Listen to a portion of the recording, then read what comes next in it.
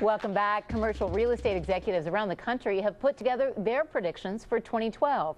So what will it mean for our region, and where are we seeing growth in other parts of the economy? Those are the biz topics creating buzz this week. Joining us, two of the best.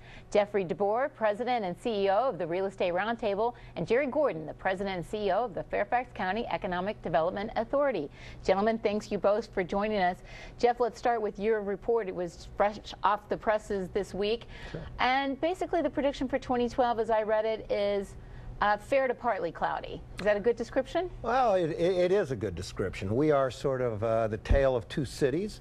We're better, more optimistic than we were in the third and fourth quarter of 2011, but probably not as optimistic as we were in January of 2011. And all of our points of view from CEOs across the country in commercial real estate are sort of tempered by what happened in 2011. You know, the European debt crisis. It started off hot, 2011. It started out hot. That's sort of my point. It started out hot. People were very optimistic. We thought we were going to turn the corner nationally. Then we had the European debt crisis. Then we had political struggles here in Washington that caused people to be uncertain about many business decisions. And by the end of the year, people were stagnant again.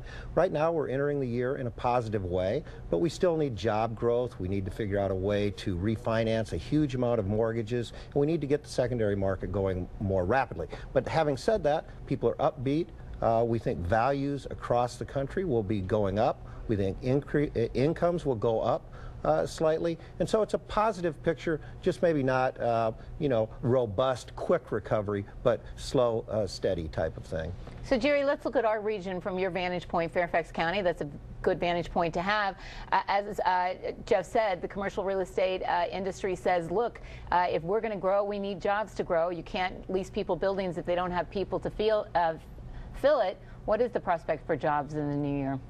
Well, the jobs next year are going to grow considerably throughout the entire region, but Northern Virginia takes a disproportionate share of the job growth, not only this year, but in the past 5, and forecasters say over the next 5 as well. And why is that? Well, I think it's not just you bragging about Fairfax County, but looking at the hard numbers. Where's it coming from? But part of it is the momentum that's been built up, and so you have a lot of businesses in the community that are growing, and that attracts other, you know, success begets success. Break it down for us, because in one of the projections that you recently put out, you ticked off where it's growing. We knew Bechtel was going to be bringing 625 jobs to Fairfax County, but you also say even bigger, Aerotech, 967 jobs. That's a job placement company. That seems to bode well for the entire economy when it's job placement firms that are growing. Well, that's right, and a lot of that is around information technology, telecoms, and a variety of other technologies, including biotech, which is growing quickly. The ability of companies to grow is highly dependent upon getting not only IT workers, for example, but those with the very exotic IT skills, the programming and engineering skills that are very hard to find, and that's why a company like this wants to be here. They've also got foreign firms coming into Fairfax County, India, China, Sweden, Switzerland. Jeff, you say that one of the things that could help commercial real estate, not only in this region, but nationally, you want some new tax incentives that would allow, or do away with some tax disincentives that would allow more foreign investment. Well, we do. We want, and the administration, the president has called for greater foreign investment in all parts of our economy. And one part that we're working with them on is to bring more foreign capital into commercial real estate. And how would the tax policy affect that? Well, remember, we have commercial real estate loans are usually 5, 7, 10-year loans. They're balloon payments. So we have a lot of loans that were made in the early part of this century that are now maturing. Those loans are substantially, a lot of them, underwater. And so they need a lot of equity investment to rebalance these loans, to take pressure off of bank books, to help transact business. So right now there is a tax tariff, in effect, on investment into the U.S. by foreigners.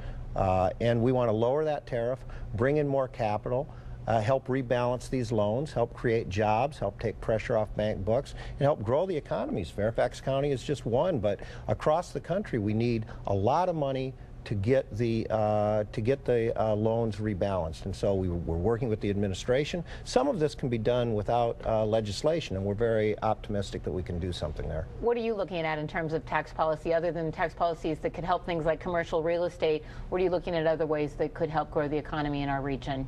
Well, for local governments throughout Virginia, they build their local budgets and provide public services on the basis of real estate tax. So the objective is to reduce the vacancy rates, which in Fairfax are now around 13.5%. Get them down to the point where they're about 7%, perhaps 6%, and then we see the speculative construction begin that contributes to the tax base, enables us to provide public services that are high quality without raising the tax rates for residents. You know, Jerry makes a very good point about the connection between strong commercial real estate values and local community services, the ability to build roads, to hire teachers, to make the schools more strong. And that's really what I think we're all trying to do when we talk about strengthening commercial real estate. It's really about strengthening communities and helping job creation. One thing I want you to explain to me, you all call Washington, D.C. a gateway city when it comes to commercial real estate. What does that mean? Well, it means a city that is predominantly a 24/7 city, one that is dominated by a well-educated, diverse workforce. And so gateway cities across the country are typically Washington, D.C., Manhattan, San Francisco, Los Angeles, Boston, cities like that that are very attractive from an investment point of view, that are gateways into the United States and gateways into education and job creation. It's not to suggest that other cities are not good investments, but it's just the way our industry looks at it. Helps the future look brighter in the Washington area. Gentlemen, thank you both for joining us on Washington Business Report. Up next, our number of the week, 43.8.